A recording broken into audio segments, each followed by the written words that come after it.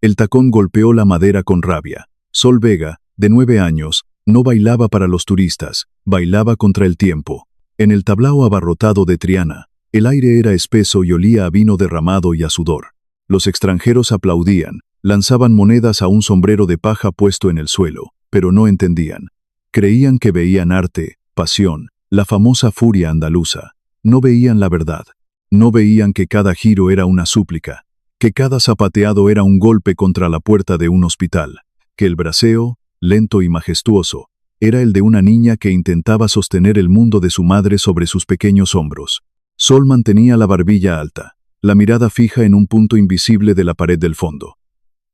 El guitarrista seguía su compás, pero era ella quien mandaba. El cantaor quebraba la voz en un lamento, pero era el lamento de Sol el que llenaba la sala. El duende que la poseía esa noche no era un espíritu del arte, era el fantasma del miedo. Cuando el último acorde se desvaneció, Sol se quedó quieta, con el pecho subiendo y bajando con violencia. El sudor le pegaba los rizos oscuros a la frente. Por un segundo, el ruido de los aplausos fue ensordecedor, pero ella solo escuchaba el silencio que la esperaba en casa. Un silencio roto por el sonido más aterrador que conocía, la tos de su madre. Recogió las monedas con manos temblorosas, sin mirar a nadie a los ojos. Las metió en un bolsillo de su sencillo vestido negro, y salió del tablao, desapareciendo en la noche cálida de Sevilla, como si nunca hubiera estado allí. Las calles de Triana olían a jazmín y a río, pero para Sol, olían a farmacia. Cada moneda que apretaba en su puño era una pastilla, media botella de oxígeno, una hora más de vida para Alba Vega. El apartamento estaba en un antiguo corral de vecinos, un laberinto de patios y escaleras donde las vidas se cruzaban en los tendederos. La puerta de su casa se abrió con un chirrido familiar.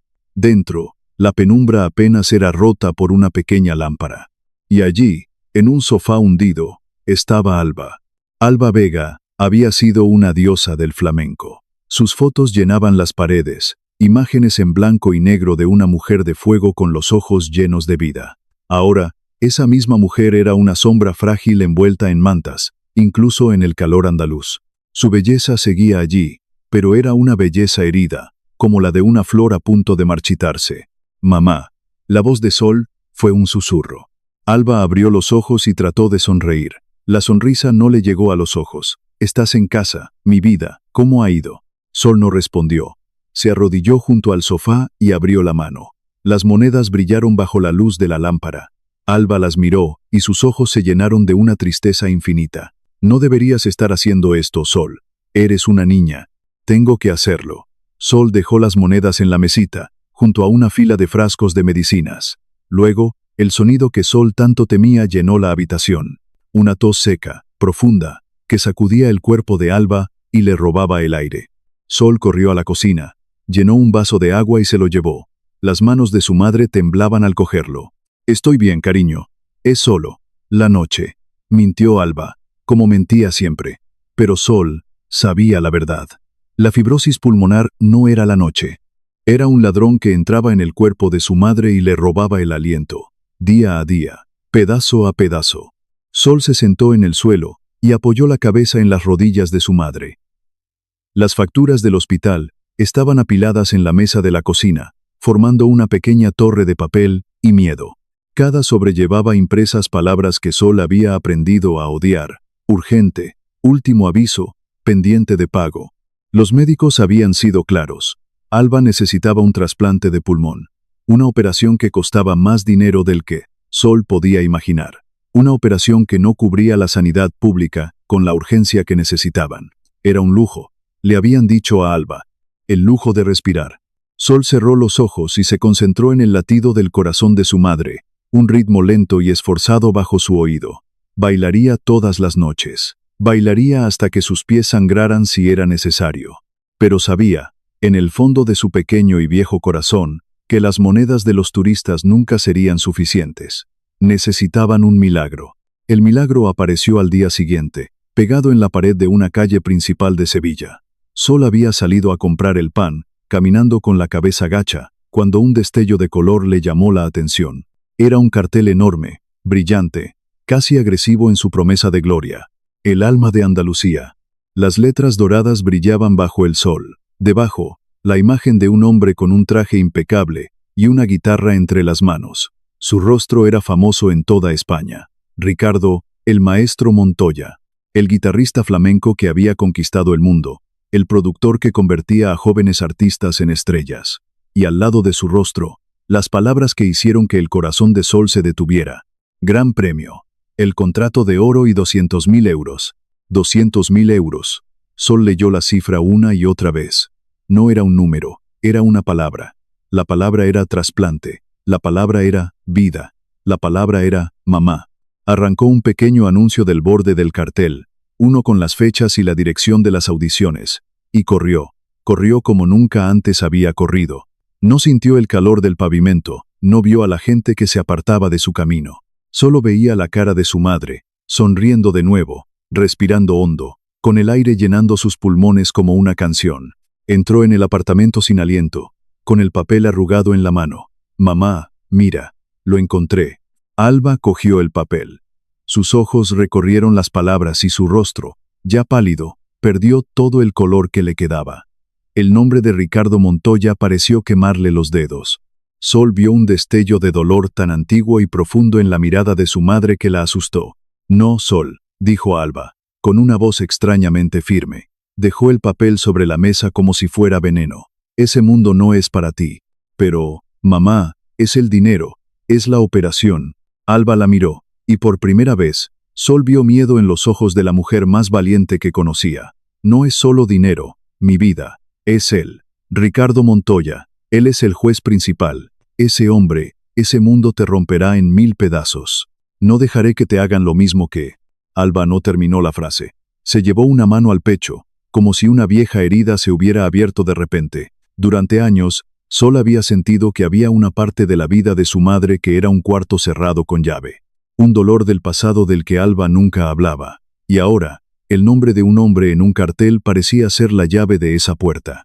Sol no entendía el pasado de su madre, pero entendía su presente. Veía los frascos de pastillas vacíos, oía la respiración entrecortada por las noches, sentía el miedo que flotaba en el aire de su pequeña casa. Ya estoy rota, mamá, dijo Sol con una voz que no parecía la suya, una voz de adulta. Pero si gano, podré arreglarte a ti. Alba cerró los ojos. Lágrimas silenciosas comenzaron a rodar por sus mejillas. Quería proteger a su hija, encerrarla en sus brazos y esconderla del mundo cruel de los escenarios, de los jueces, de los recuerdos. Pero, ¿cómo podía protegerla de la enfermedad que la estaba matando? ¿Cómo podía negarle la única puerta que se había abierto en medio de su desesperación? Esa noche, la tos de Alba fue peor que nunca. Un sonido agónico que parecía desgarrar el silencio del corral de vecinos. Sol se quedó despierta, sentada junto al sofá, cambiando los paños húmedos de la frente de su madre, sintiéndose inútil, pequeña, aterrada. En las horas más oscuras antes del amanecer, cuando Alba finalmente se quedó dormida por puro agotamiento, Sol tomó una decisión. Se levantó y fue hacia el viejo baúl de madera que había a los pies de la cama. Lo abrió con un cuidado reverencial. Dentro, envuelto en papel de seda amarillento, descansaba un tesoro. El mantón de Alba. No era un mantón cualquiera, era una obra de arte. Seda color marfil, bordada a mano con flores rojas y pájaros de colores. Estaba desgastado en los bordes, los flecos enredados por el tiempo, pero aún conservaba el aura de su antigua gloria. Era el mantón con el que Alba había bailado en los mejores teatros, el que se arremolinaba a su alrededor como una llamarada de vida. Sol nunca lo había tocado, era sagrado. Lo sacó del baúl. La seda era fría y pesada en sus manos. Lo llevó hasta el sofá y se lo mostró a Alba, que acababa de despertar. «Mamá». Alba miró el mantón, y su respiración se entrecortó. Esta vez no por la enfermedad. Recuerdos, buenos y malos, inundaron sus ojos. «Tú me enseñaste que el duende nace del dolor». La voz de Sol era firme, inquebrantable. «Déjame usar nuestro dolor para salvarte». Alba miró a su hija. En sus ojos oscuros no vio a una niña de 9 años, vio el mismo fuego que una vez había ardido en ella. Vio la terquedad de los Vega, la dignidad, el coraje que nacía no de la ausencia de miedo, sino de enfrentarse a él. Lentamente, con una mano temblorosa, Alba alargó el brazo y rozó la seda del mantón. Luego miró a Sol y asintió. una sola vez. Las lágrimas que cayeron sobre las sábanas no eran de tristeza ni de miedo, eran de orgullo. A la mañana siguiente, Sol estaba en la estación de autobuses. Llevaba un vestido sencillo, hecho por su madre años atrás. En una mano, una vieja maleta con sus zapatos de baile.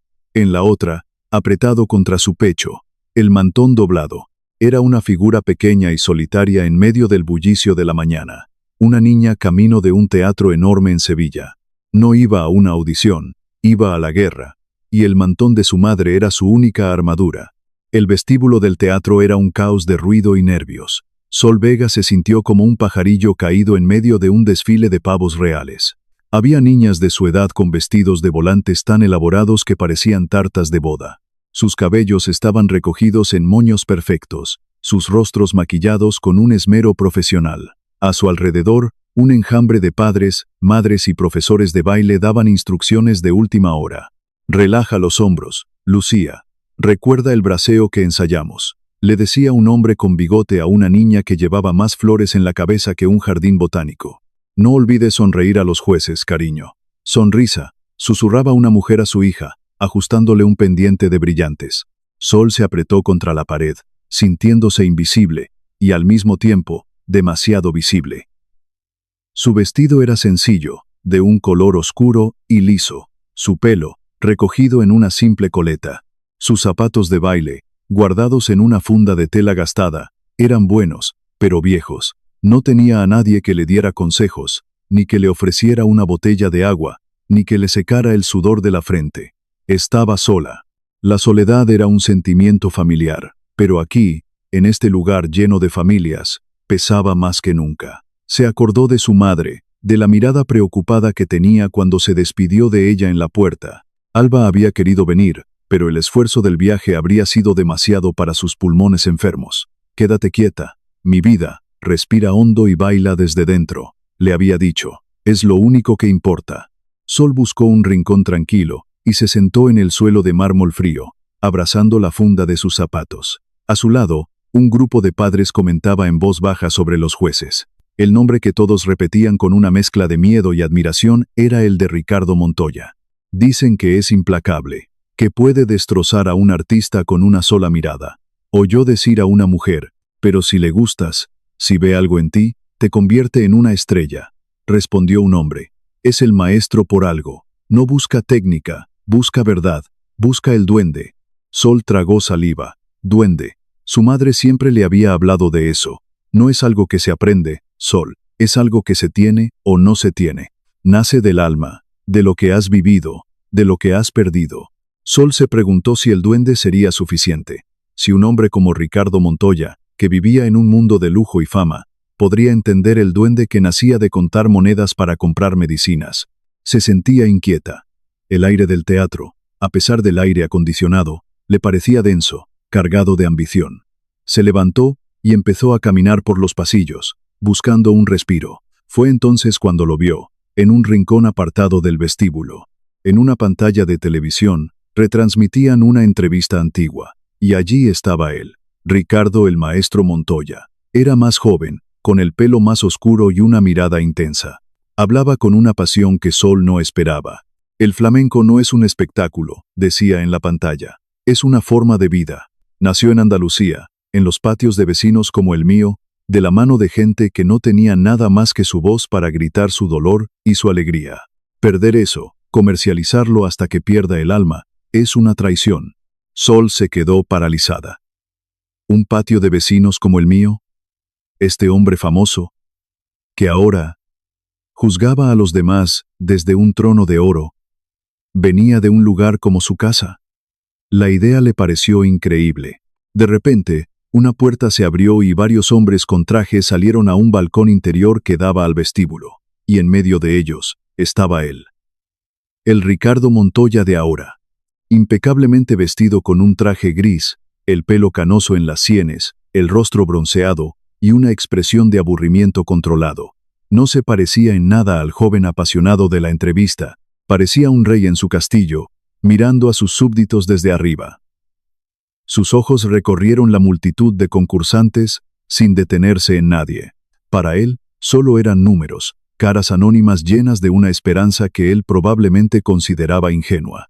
Por un instante, sus ojos se cruzaron con los de Sol. Fue menos de un segundo. No vio nada, solo una niña más en un mar de aspirantes, pero Sol sí vio algo.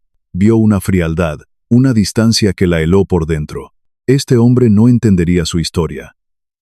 Este hombre no vería el alma de su baile. Vería un vestido viejo, unos zapatos gastados y una técnica imperfecta. El miedo, un miedo frío y paralizante, se apoderó de ella. Quiso salir corriendo, volver a casa, al refugio del sofá de su madre. Pero entonces, la imagen de Alba luchando por respirar apareció en su mente, nítida y dolorosa. No estaba allí por él, estaba allí por ella. Respiró hondo, como le había dicho su madre, y caminó de vuelta a la zona de espera, con la cabeza un poco más alta. El miedo seguía allí, pero ahora, la rabia también. Le demostraría a ese hombre, a ese rey de hielo, lo que era el verdadero flamenco. Le mostraría el alma que él mismo había dicho que no debía perderse. El número de Sol fue llamado mucho más tarde. Para entonces, ya había visto a decenas de concursantes pasar. Algunos eran técnicamente perfectos, con giros vertiginosos y zapateados que sonaban como ametralladoras. Otros eran pura pose, con sonrisas falsas y movimientos exagerados para impresionar. Los jueces, y en especial Ricardo Montoya, parecían impasibles, apenas levantaban la vista de sus papeles. Concursante número 123, Sol Vega. Su nombre resonó en la sala de espera. Se levantó, con las piernas temblando. Una asistente de producción la guió por un pasillo oscuro hasta el borde del escenario. La luz al otro lado de la cortina era cegadora. «Mucha suerte, niña», le dijo la mujer, sin mirarla. Sol dio un paso y entró en la luz. El escenario era inmenso, un desierto de madera negra, bajo un sol artificial. El silencio del público era como un muro invisible. Y allí, a lo lejos, estaba la mesa de los jueces. 3 figuras oscuras. La del centro, la que importaba, era él. Se dirigió al centro del escenario. Se sentía diminuta, expuesta, ridículamente fuera de lugar. Colocó el mantón doblado sobre una silla, como le había enseñado su madre. Luego se giró para mirar a los jueces.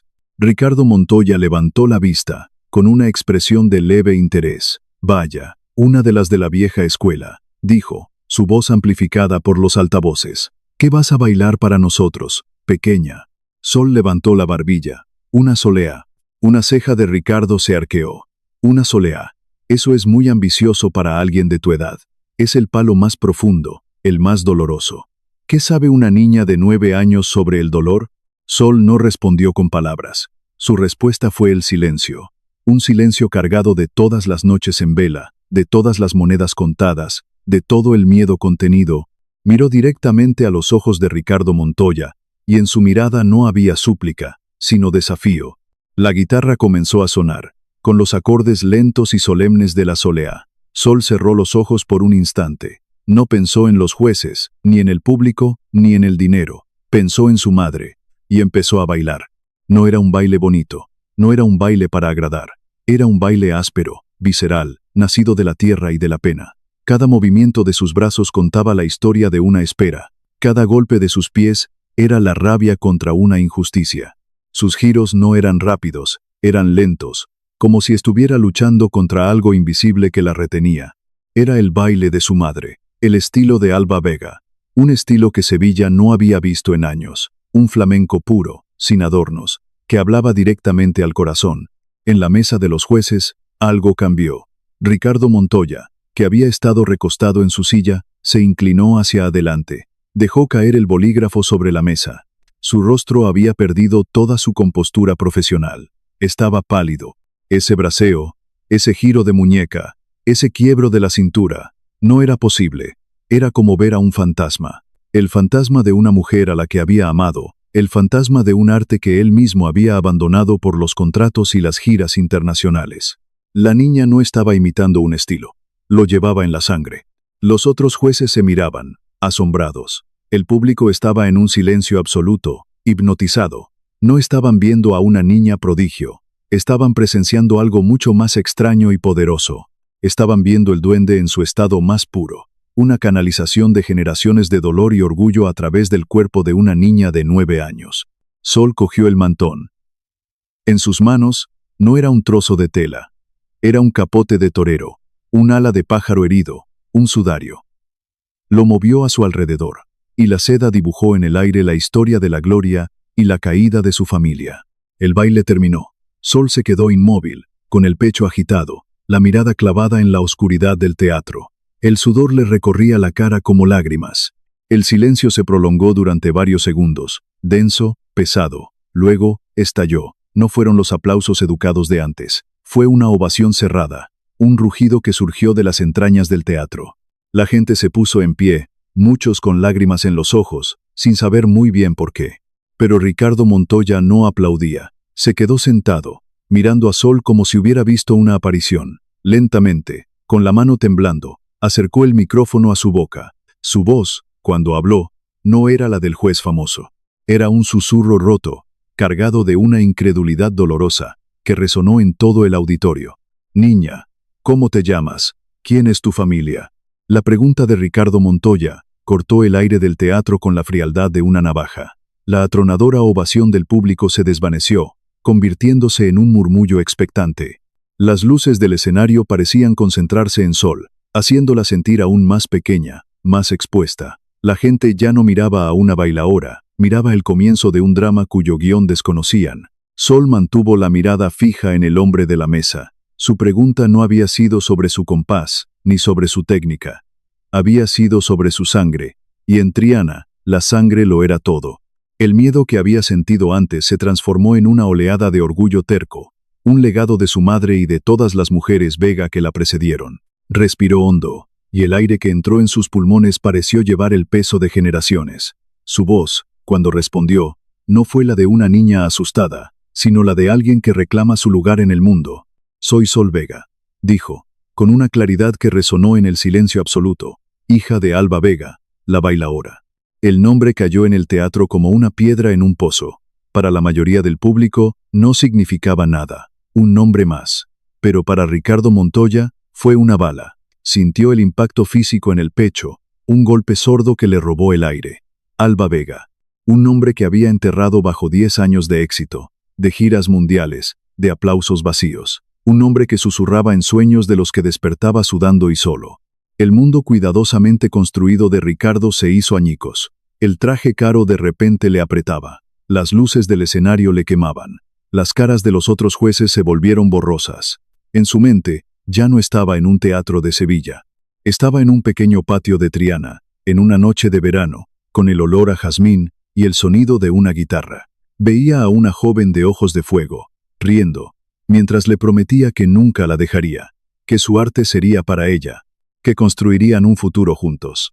La cámara de televisión, fría y sin alma, hizo zoom sobre su rostro. Capturó el momento exacto en que la máscara de el maestro se quebró, revelando al hombre que había debajo, un hombre aterrorizado, un hombre culpable, un desertor. El presentador del programa, sintiendo la tensión insoportable, intentó intervenir. Bueno, Sol Vega, desde luego tienes un gran. Pero Ricardo lo interrumpió, levantando una mano temblorosa. No estaba escuchando a nadie. Se puso de pie. El movimiento fue lento, torpe, el de un hombre mucho mayor. Los productores en la sala de control se miraron, presas del pánico. ¿Qué estaba haciendo? Se estaba saliendo del guión. Estaba rompiendo el formato. Ricardo abandonó la mesa de los jueces. El público contuvo la respiración. Cada paso que daba sobre el suelo de madera resonaba como un latido. Cruzó el espacio que lo separaba del escenario, un abismo de 10 años de silencio y cobardía. Subió los 3 escalones, y por primera vez en una década, pisó el mismo suelo que el eco de su pasado. Sol no se movió. Lo observó acercarse, una mezcla de miedo y extraña fascinación en sus ojos. No entendía qué estaba pasando, pero sentía que el destino de su madre, y el suyo propio, se estaba decidiendo en ese preciso instante. Ricardo se detuvo frente a ella. Era un gigante ante una miniatura. Y entonces, ante miles de personas en el teatro, y millones viéndolo por televisión, Ricardo, el maestro Montoya, el rey del flamenco moderno, hizo lo impensable. Se arrodilló.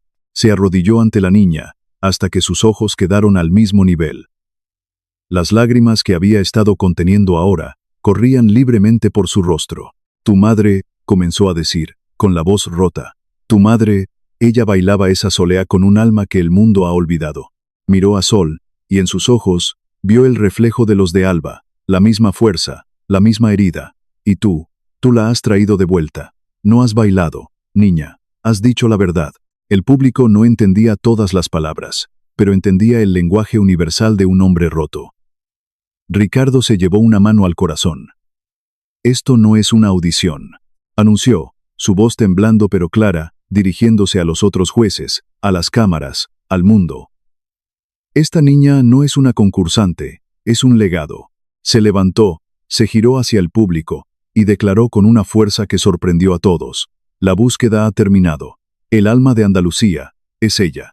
El teatro estalló en un caos de aplausos, gritos y flashes de cámaras. Los productores corrieron al escenario. La música del programa comenzó a sonar, tratando de poner orden en un momento que se había vuelto demasiado real para la televisión. En medio de la confusión, Ricardo tomó suavemente la mano de Sol. Ella no se la retiró. Era la primera vez que se tocaban. Sol sintió un calor extraño, una conexión que no podía explicar. Ricardo la guió fuera del escenario, lejos de las luces, a través de los pasillos oscuros por los que ella había entrado sola. La historia se convirtió en un incendio. Al día siguiente, no se hablaba de otra cosa. Los periódicos, los programas de la mañana, las redes sociales, todos contaban la historia de la misteriosa niña de Triana y el famoso juez que se arrodilló ante ella. La narrativa ya no era sobre un concurso de talentos, sino sobre un drama familiar profundo y secreto. Pero Ricardo ya no estaba prestando atención a los medios. Se había encerrado en la suite de su hotel. No respondió a las llamadas de su agente, ni de los directivos de la cadena. Solo hizo una llamada. No fue a una discográfica, fue al mejor hospital privado de Madrid. Quiero una habitación, la mejor que tengan, dijo, con una autoridad que no admitía discusión. Y quiero al mejor especialista en fibrosis pulmonar del país. El dinero no es un problema. El nombre de la paciente es Alba Vega. Colgó el teléfono y se quedó mirando por la ventana, hacia la Giralda que se recortaba contra el cielo de Sevilla. Había pasado 10 años construyendo un imperio, acumulando una fortuna que ahora parecía sucia. El dinero que había ganado dándole la espalda a su familia era ahora lo único que podía salvarla. La ironía era tan amarga que casi lo ahoga. Organizó una ambulancia privada. Se encargó de cada detalle con una eficiencia fría y desesperada. Era su forma de actuar, su forma de empezar a pagar una deuda que sabía que era impagable. Horas más tarde, estaba de pie frente a la puerta del viejo corral de vecinos en Triana, el mismo lugar del que había huido. El olor a ropa limpia y a puchero lo golpeó, trayendo una avalancha de recuerdos. Su corazón latía con fuerza contra sus costillas. Tenía más miedo en ese momento que el que había sentido nunca sobre un escenario. Llamó a la puerta. El sonido fue débil, indeciso. La puerta se abrió, y allí estaba ella, Alba, más delgada, más frágil de lo que recordaba. Las sombras bajo sus ojos contaban la historia de noches sin dormir y años de lucha. Se apoyaba en el marco de la puerta para sostenerse. Cuando lo vio, su rostro pasó por un torbellino de emociones, incredulidad, rabia, dolor, y debajo de todo, un amor tan profundo que ni el tiempo ni la traición habían podido matar. Ricardo. Su nombre fue apenas un soplo de aire, un aliento que a ella tanto le costaba conseguir. Alba, yo. Ricardo intentó hablar, pero las palabras, que siempre habían sido su herramienta, le fallaron. ¿Qué podía decir? Que lo sentía, que había sido un idiota, un cobarde. Esas palabras eran demasiado pequeñas para el abismo que los separaba. Ella lo miró, y en sus ojos cansados él vio la devastación que había causado. El piso detrás de ella era humilde, pero inmaculado, lleno de fotos de Sol. En la pared, colgados con orgullo, los viejos premios de baile de Alba. Había construido una vida, un hogar, de las ruinas que él había dejado atrás. Una ambulancia espera abajo, dijo Ricardo finalmente, su voz áspera. Te llevo a Madrid, a los mejores médicos. Alba negó lentamente con la cabeza. Su orgullo, lo único que le quedaba intacto, se irguió como un muro. No queremos tu dinero, Ricardo. Hemos sobrevivido sin él hasta ahora. Ya no se trata de dinero, Alba. Se trata de tiempo. La miró a los ojos, suplicando, por favor, no por mí, por ella, por Sol. El nombre de su hija fue lo único que pudo atravesar la muralla. Alba vaciló. Miró hacia el interior del apartamento, donde Sol estaba sentada en el sofá, abrazando el mantón, con los ojos muy abiertos, observando la escena. Luego, volvió a mirar a Ricardo. En el hospital de Madrid, a Alba le asignaron una habitación luminosa con vistas a un jardín. Las enfermeras la trataban con una amabilidad que la desconcertaba. Sol se sentaba en un sillón junto a la cama, sin separarse de su madre, mirando las máquinas que pitaban suavemente, monitoreando la frágil respiración de Alba. Ricardo se encargó de todo desde la distancia. Pagó las facturas, habló con los médicos, movió todos los hilos que su fama y su fortuna le permitían mover. Pero no se atrevía a entrar en la habitación. Pasaba horas en el pasillo, mirando a través del cristal de la puerta. Veía a Sol leerle a su madre, o simplemente cogerle la mano y quedarse en silencio. Veía a la familia que debería haber sido la suya, una estampa de amor y dolor de la que él era el arquitecto y el exiliado. Una tarde, una de las enfermeras salió de la habitación y lo vio allí, como siempre. No va a morderle, sabe, le dijo con una sonrisa amable. Está esperando. Ricardo tragó saliva. ¿De verdad lo estaba? ¿O era solo la compasión de una extraña? Reunió todo el coraje que le quedaba, un coraje que no sabía que poseía. Se acercó a la puerta, el corazón martilleándole en el pecho. Levantó la mano para llamar, pero se quedó paralizado, con los nudillos a centímetros de la madera. 10 años de errores, de silencio, de ausencia, pesaban sobre esa mano. ¿Qué derecho tenía a llamar a esa puerta? ¿Y qué encontraría si se abría? ¿El perdón? ¿O un juicio final del que no podría escapar? Antes de que sus nudillos pudieran tocar la madera, la puerta se abrió. No fue Alba, fue Sol. La niña lo miró desde el umbral. Sus grandes ojos oscuros no mostraban sorpresa, sino una especie de sabiduría tranquila, como si lo hubiera estado esperando. No dijo nada, simplemente alargó su pequeña mano y la puso en la de él. El contacto fue un ancla en la tormenta de su culpa. La mano de Sol era cálida y firme.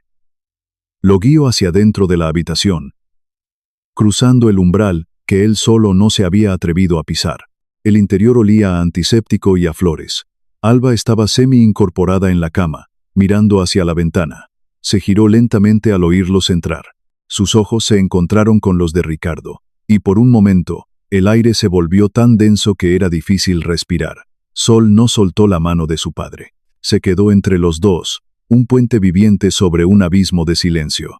Ricardo miró a Alba, y por primera vez la vio de verdad. No como un recuerdo doloroso o una acusación andante, sino como la mujer que era ahora. Cansada, frágil, pero con la misma llama de dignidad intacta en su mirada. Vio las líneas de preocupación grabadas en su rostro. Líneas que él había ayudado a trazar. No sé qué decir, dijo él, y fue la verdad más honesta que había pronunciado en 10 años. Alba lo observó durante un largo rato. Luego, sus ojos se desviaron hacia la mano de Sol, que todavía sostenía la suya. No tienes que decir nada, Ricardo, susurró ella, su voz un hilo débil. Has estado ausente durante 10 años. Tu silencio ya lo ha dicho todo. El golpe fue directo, sin rabia, solo con el peso de una verdad agotadora. Tenía miedo, confesó él. Miedo de la pobreza, del fracaso, de no ser suficiente para ti, para ella. El éxito no te hizo suficiente, respondió Alba. Solo te hizo estar más lejos. Una lágrima solitaria rodó por la mejilla de Ricardo. Debería haber estado aquí. Sí, dijo Alba. Deberías haberlo estado. No hubo gritos, ni reproches. Solo la aceptación desnuda de una herida compartida. Sol apretó la mano de Ricardo con más fuerza, como diciéndole que se quedara, que aguantara. Él levantó la vista y la miró, a su hija, la niña que había tenido que crecer demasiado rápido, la niña que había bailado para salvar una vida mientras él firmaba contratos. Me quedaré, dijo, no a Alba, sino a Sol. No me iré otra vez. Esa promesa, susurrada en la quietud de una habitación de hospital, fue el primer ladrillo en la reconstrucción de un mundo demolido. Los meses que siguieron fueron un lento aprendizaje. Los médicos, gracias a las pruebas exhaustivas que Ricardo pudo pagar, encontraron un donante compatible para Alba mucho antes de lo esperado. La operación fue un éxito, pero la recuperación fue larga y ardua. Ricardo cumplió su promesa, se quedó, alquiló un apartamento cerca del hospital, canceló giras, pospuso grabaciones. El imperio que había construido podía esperar. Por primera vez en su vida, algo era más importante. Al principio, sus gestos eran torpes. No sabía cómo ser un padre. Le compraba a Sol juguetes caros que ella apenas miraba. Intentaba hablarle de música, pero se daba cuenta de que no conocía sus gustos, sus sueños, sus miedos. Así que aprendió a callar y a estar presente. Se sentaba durante horas junto a la cama de Alba, a veces leyendo un libro en voz alta, otras veces simplemente en silencio. Un silencio que ya no era de ausencia, sino de compañía. Poco a poco, las murallas empezaron a caer. Una tarde, Sol lo encontró en el pasillo, intentando tocar una vieja guitarra española que había comprado. Sus dedos, acostumbrados a los acordes complejos y comerciales, se tropezaban con las falsetas puras del flamenco de su juventud. «Así no», dijo Sol, acercándose. «Mi abuelo decía que la soleá no se toca con los dedos, se toca con la memoria». Ricardo la miró, asombrado. Se sentó en el suelo, y Sol se sentó a su lado, guiando sus dedos sobre las cuerdas, enseñándole la música que él había olvidado, la música que corría por las venas de su hija. Con Alba, el progreso era más lento. Las heridas físicas sanaban, pero las del corazón tardaban más. Una noche, mientras él velaba su sueño, ella se despertó. «¿Por qué, Ricardo?», le preguntó, su voz aún débil. «¿Por qué te fuiste?». Él la miró, y no le dio excusas sobre la carrera o el dinero. Le dio la verdad desnuda. «Porque fui un cobarde», dijo. «Vi tu fuerza, tu talento, tu alma, y me asusté. Pensé que nunca podría estar a tu altura. Así que busqué un mundo donde mi nombre brillara más que el tuyo, y me quedé vacío». Alba lo escuchó, y por primera vez en mucho tiempo, alargó la mano y rozó la suya. No fue el perdón, aún no, pero fue el comienzo. Meses después, el sol de la primavera inundaba el patio del corral de vecinos en Triana. El aire olía a geranios y a tierra húmeda. Alba estaba sentada en una silla de mimbre, envuelta en un chal. Su rostro había recuperado el color. La respiración ya no era una lucha, sino un ritmo suave y constante. Aún estaba débil, pero en sus ojos había vuelto a brillar la vida. A su lado, Ricardo sostenía la guitarra española. No había cámaras, ni micrófonos, ni productores. Solo el sonido limpio y puro de las cuerdas. Tocaba una falseta suave, una melodía que era a la vez triste y esperanzadora. Y en el centro del patio, sobre las losas gastadas, Sol bailaba. Pero este no era el baile desesperado del tablao. No era la danza desafiante del teatro. Este era un baile nuevo. Sus pies se movían con una ligereza que nunca antes había tenido. Sus brazos se alzaban al cielo, no en un gesto de súplica, sino de celebración. Ya no bailaba contra la muerte, bailaba con la vida. Alba observaba, y una lágrima rodó por su mejilla. Pero esta vez, era una lágrima de alegría. Ricardo la miró, sin dejar de tocar, y sus miradas se encontraron sobre la figura danzante de su hija. En esa mirada, se dijeron todo lo que las palabras no habían podido expresar. La familia no estaba perfectamente arreglada. Las cicatrices del abandono y el dolor seguían allí, como finas líneas en un jarrón antiguo que ha sido reparado. Pero el jarrón volvía a contener agua. Estaban juntos. Ricardo no solo había salvado la vida de Alba con su dinero. Sol, con el duende puro de su baile, había salvado el alma de su padre, recordándole que la verdadera riqueza no estaba en los aplausos del mundo, sino en el compás silencioso de un corazón que te espera en casa.